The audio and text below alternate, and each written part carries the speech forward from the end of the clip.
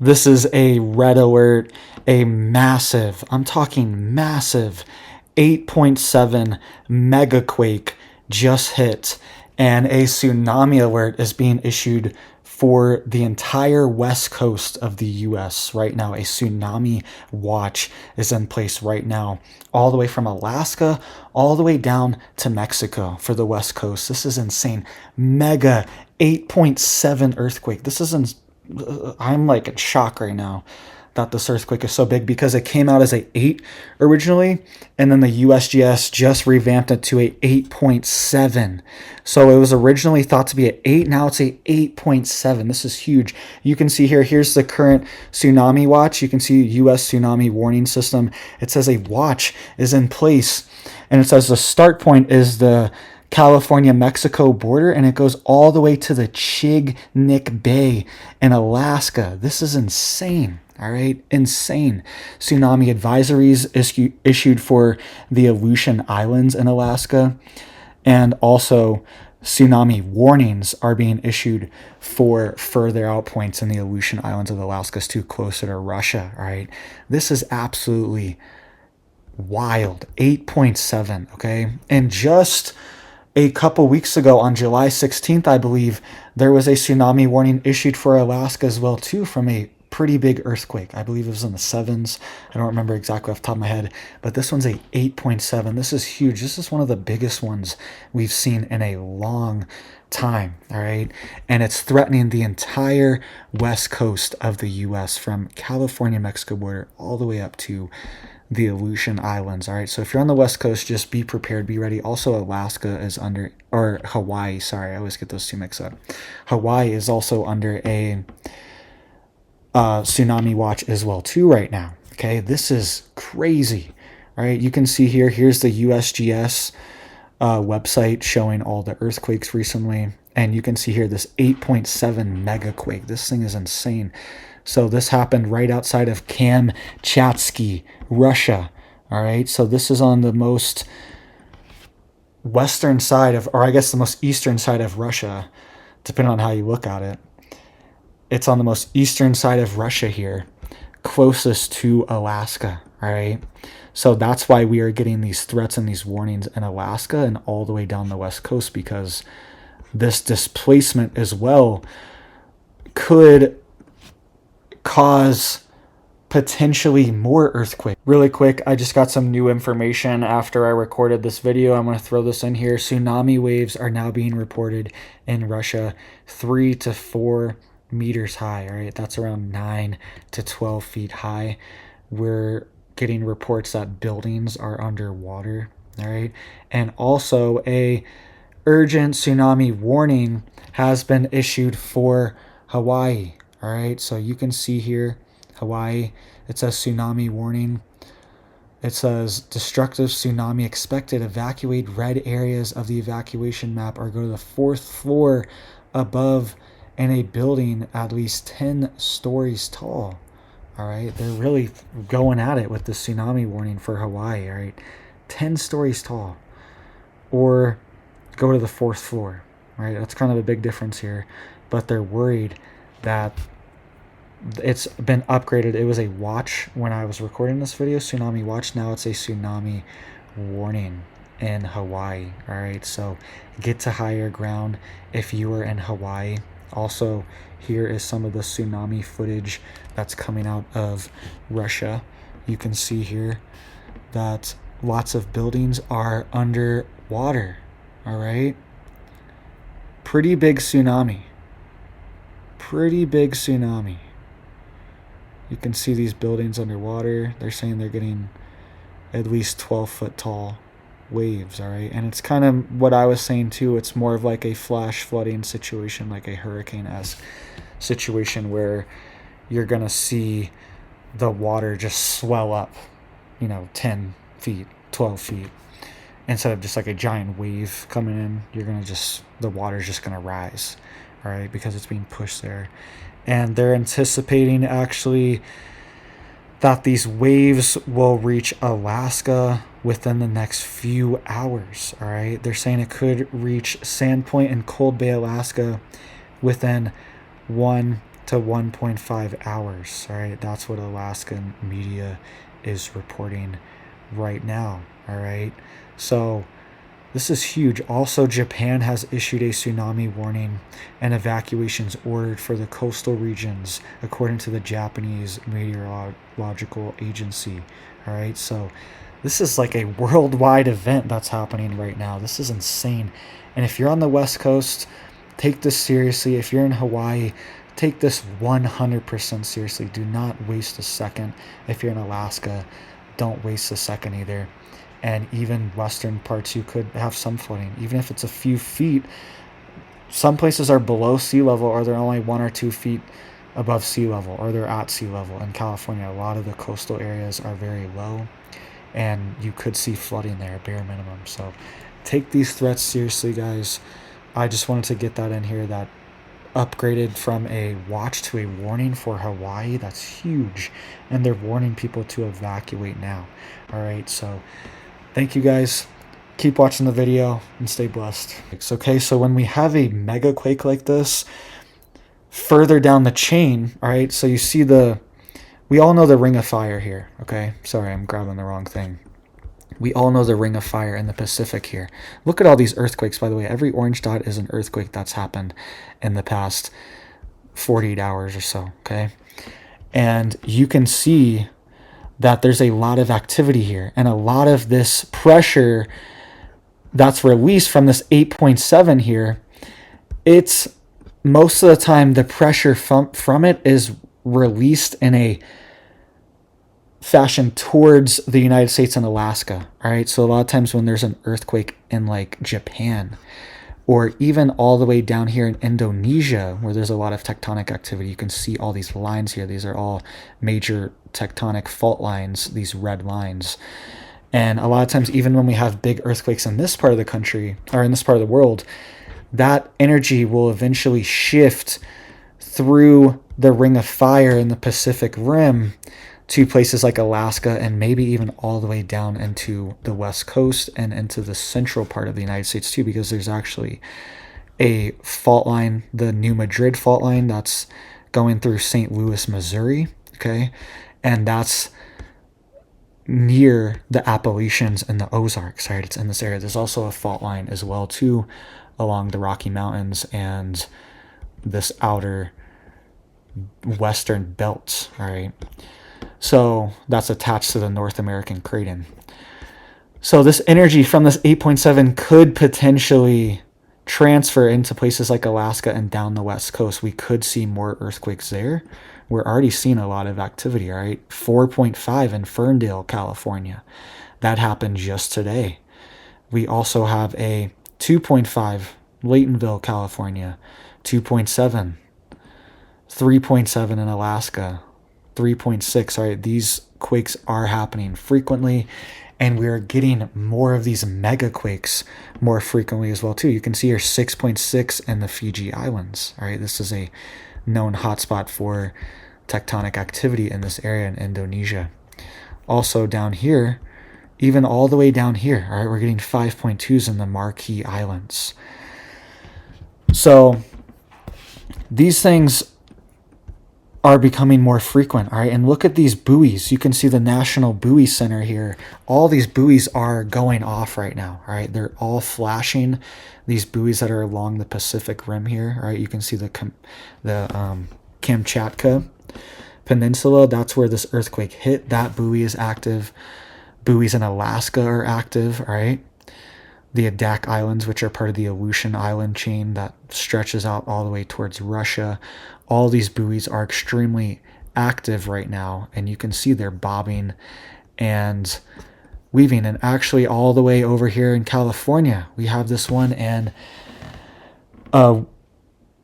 outside of the bay here, all right, the Mendocino Bay, and even this buoy is active, right? All the way over here on the West Coast, potentially reacting to this tectonic activity and going into places like Japan. It's going south too. This energy is transferring outwards into the ocean and through the water, and it's also going to transfer through more fault lines, potentially through more earthquakes. And a lot of times we see these increased earthquake activities when there's increased solar activity as well too. So the sun is in a grand maximum phase right now. And actually July of this year is supposed to be the peak, like right in the middle of its grand solar maximum activity. So there has potentially been links. There's been lots of studies because the sun it puts out electromagnetic forces, okay? Things like EMPs and solar flares can affect potentially the Earth. The Earth is geomagnetic, and the Earth, the ground, is magnetic itself. So these disruptions from the sun can potentially cause disruptions in our Earth's geological activities, right? This has been documented. There's lots of studies on this. It's not 100% correlated where if something's happening, if there's a solar flare, if there's a coronal mass ejection, then you're definitely going to have an earthquake. But there's been correlation where when there's increased activity of coronal mass ejections, solar flares, things along those lines, then there has been increased activity in earthquakes, and even more powerful earthquakes potentially as well too. All right, so that's something that's going on right now. And also there's just weird things going on too. Okay, there's weird programs happening, right? There's things like CERN, and these CERN facilities are all over. Okay, they're all over the world. They're not just in Switzerland. We have them in the United States. They're in New Mexico. They're in Tennessee. There's an entire facility in Tennessee that is a particle collider. Okay, and these are deep underground, and these are also, in their most rudimentary form, a giant magnet. Okay, so there's also these giant facilities that are underground, and a lot of times they're under the mountains. Like this one in Tennessee is under the Appalachian Mountains, and they have these particle colliders that could potentially be causing issues too. I'm not saying they are, but people have speculated that they generate their own magnetic field. That's how powerful they are. Very strong magnetic fields. Imagine an MRI. Okay, you remember that guy a couple of weeks ago? He got stuck in that MRI because he was wearing a big chain or something. I don't know if you heard that, but some guy went to the MRI office wearing a giant metal chain, right? I'm not sure what he was thinking. And he was, a grown man. Like, he should have known this. Older than I am. And it's essentially like that, okay? It's sad, it's tragic, I feel bad, but that's essentially what these CERN and these colliders are, but way more powerful, a lot more powerful, right? So if it can suck somebody in that's wearing a metal chain and trap them in there, and they can't get this guy out, and he passed away, right? It's sad. But also just kind of, you should have known better. But if it can do that, imagine what something that's 100 times bigger, 1,000 times bigger, or stronger, or even more, 1,000,000 times, what it can do potentially to the Earth's magnetic field, the ground, right? Our entire planet is geomagnetic. And the Earth is literally made out of magnetic metals, okay? So they could potentially be affected. They could potentially be shifted from these experiments going on. I'm not saying that's what this is, but there's just all these things happening, all these different programs where they're kind of operating with free range, and nobody is really able to stop them, right? So we don't really know what's happening. Also, here's some video of the shaking that was happening here. I believe this is out of Russia. They're saying the shaking lasted for at least 7 minutes. But you can see here lots of buildings shaking, water shaking around. Thankfully, there's no reports of any major building collapses. But I also think that's because this part of the country in Russia is very underpopulated. Really, nobody lives there. and you can see the buildings shaking around. I'm not sure. People are pretty nonchalant. People are walking around their phones, hanging out. This lady's looks like she's still going to her appointment. I don't know. In this building that is shaking around. I don't know. I guess they're not too worried over there. But yeah, it's not a very heavily populated place, so there's probably not that many buildings. These are probably like one of the few high-rise buildings around in the area, and they're only a few stories high. They're only 3 stories high or 4 stories. So not many people live there. Not many large buildings that are going to be, at risk. But if you guys remember those pictures that came out of Taiwan, I think it was last year or maybe earlier this year. Time's been flying by. It's hard to keep track these days, but there were buildings, massive buildings in Taiwan that had a giant earthquake. I think it was over an 8. And there were lots of buildings that were like leaning over. It didn't even look real. I wasn't sure if it was real at first. I was like, is this AI? Like, what is this? Doesn't look right. But they were real, and a lot of the buildings were like cracked in half. These were giant buildings, 50 stories tall, and leaning over, or parts of the foundation underneath them is just gone, and they're just still kind of standing somehow, ready to fall. All right, so thankfully I don't think we're gonna have anything like that, but the Pacific Rim here has been becoming more active, and I think we might see a big one like this hit the U.S., right? And something they're also worried about in Alaska too is Mount Spur, all right? So they're really worried that Mount Spur could blow in Alaska, all right? Let me look this up really quick for you guys, because they even issued an alert for Anchorage, Alaska, for people to get ready. All right, I made a video on this maybe like a month or two. I don't know, maybe a couple months now, because I haven't been posting a lot lately, due to stuff going on behind the scenes. But they were warning people that they need to stock up. All right, you can see here's like some articles and stuff about it recently in the last few months from April and May. It says rural village prepares for Mount Spur eruption as observatory monitors. Volcanic ash is silent killer, more so than lava. What Alaskans need to know about Mount Spur's likely to erupt. All these things. They're not sure exactly when it is, but they're seeing more activity. They're seeing more magma flows reach higher levels, right? And that's one of the things they monitor, is how high the magma is climbing up the chambers.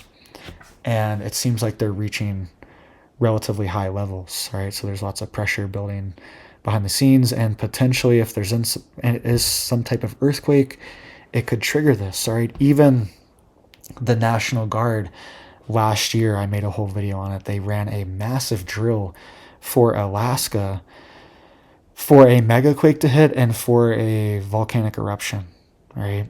And they were running drills worried that this could happen. It could also cause a tsunami too. All right. And they're getting ready for it because they know that this activity has been increasing. Even the U.S. military and National Guard, right, are preparing for these things in Alaska. I made a whole video on this last year. And it's getting closer. And now a few months ago, they were warning people get respirators,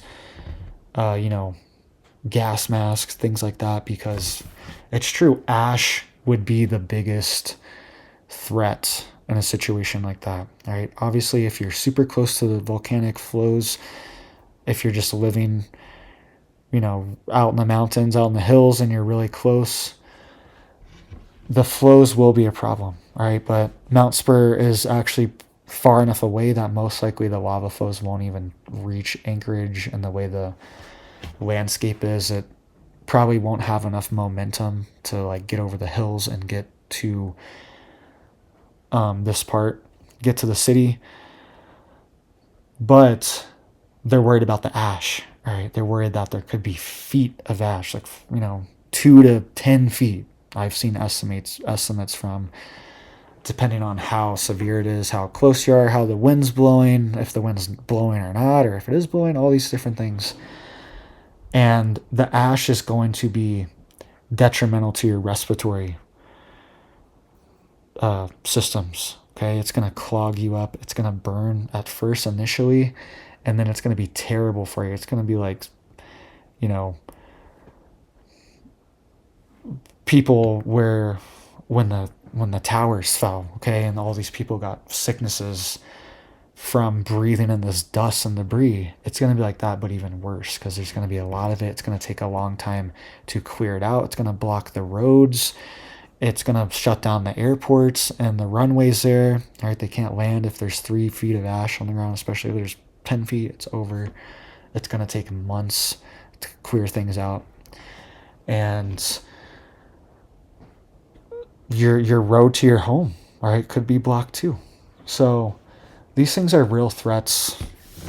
You don't need to panic, worry about it, but if you're living in these areas, you know, you need to think about it and have a plan and be prepared in case it does happen, right?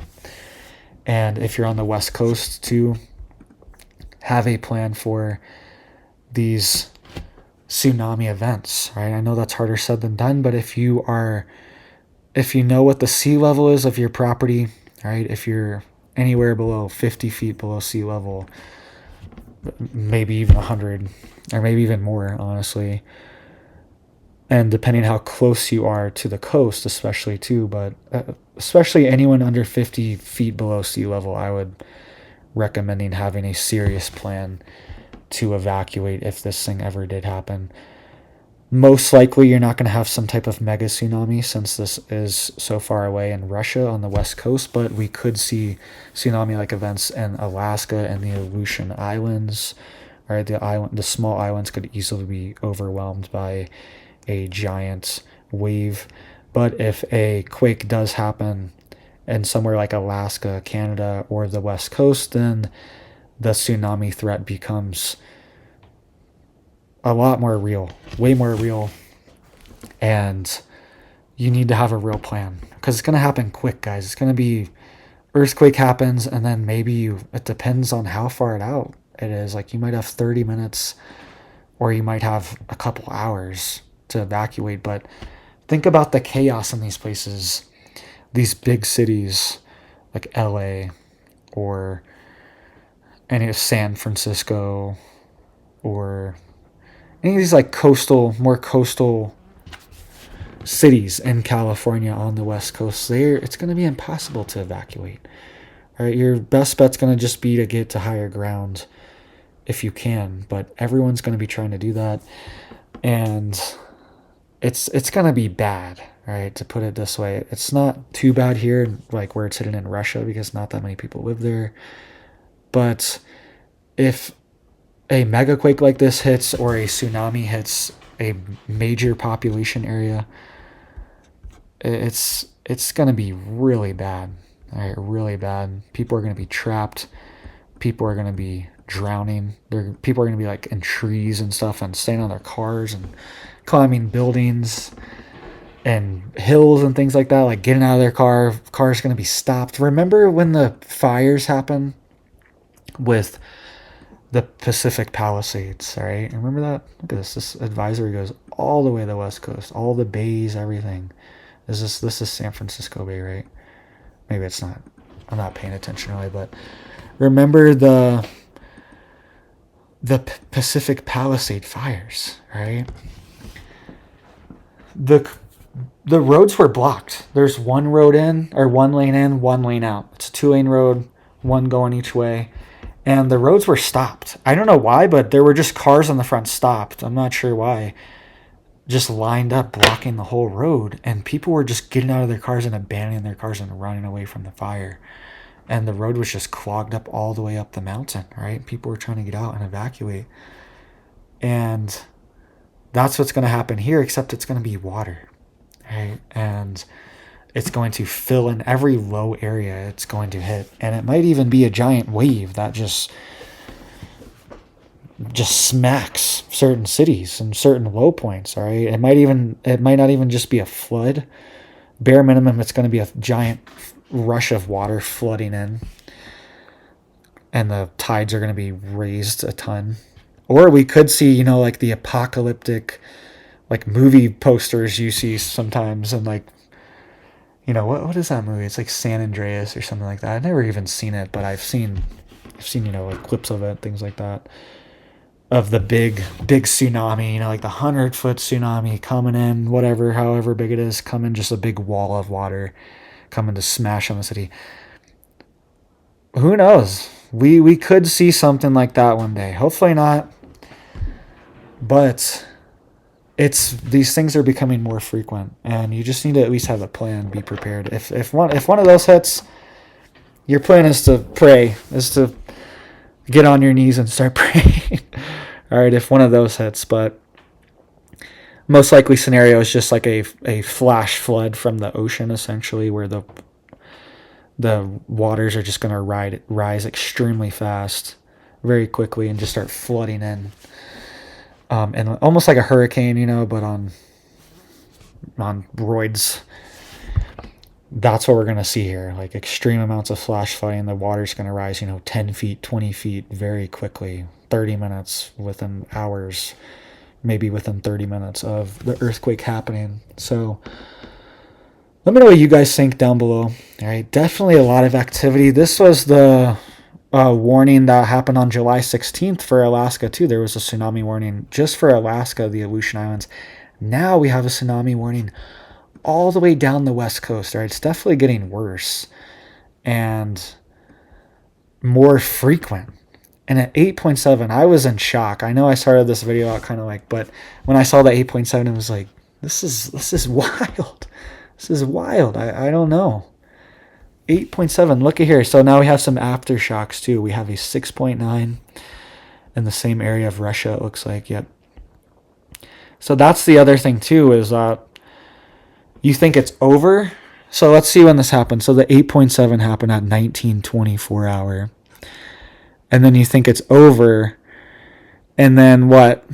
Let's see, that's 45 minutes later, about at 20 hours and 9 minutes, another one hits, a 6.9. And then you think that's over.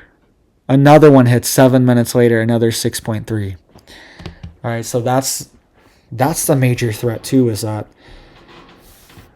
cumulative earthquakes increase the risk of tsunami threat for sure, and also increase the risk of building collapses because they're just taking more hits. All right, so if you are in an earthquake like this, get out of the buildings. It looked like people were doing that there. They were, you know, just standing outside of the buildings, but this is big. All right, this is not far from Alaska, and I'm worried Alaska's gonna be next potentially. All right, so thank you guys. Please stay safe. Please stay prepared. Please stay stocked up. You know, have some food in your pantry. Have some water. Have some water filters if you need it.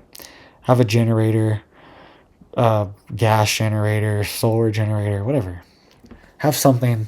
Have some Starlink, some satellite internet, just in case stuff's out in your area. You know, just have some backup plans, just in case something happens and you're on your own. You might, in a situation like this where a really bad one hits, like, you could be on your own for weeks potentially before somebody, oh, it looks like another one, a 5.5 just hit, same area. All right, just updated. But you could be on your own for weeks, and that happens to people even in the United States. All right, look at these people where the hurricanes hit, places like North Carolina, places in Florida. Sometimes people are on their own for weeks, months, and still need help. All right, still not getting the help they need. So make sure you have a plan. Hope you guys are staying safe, staying prepared out there. I hope you have big blessings for your life, your family, and I hope you have a big old blessed day.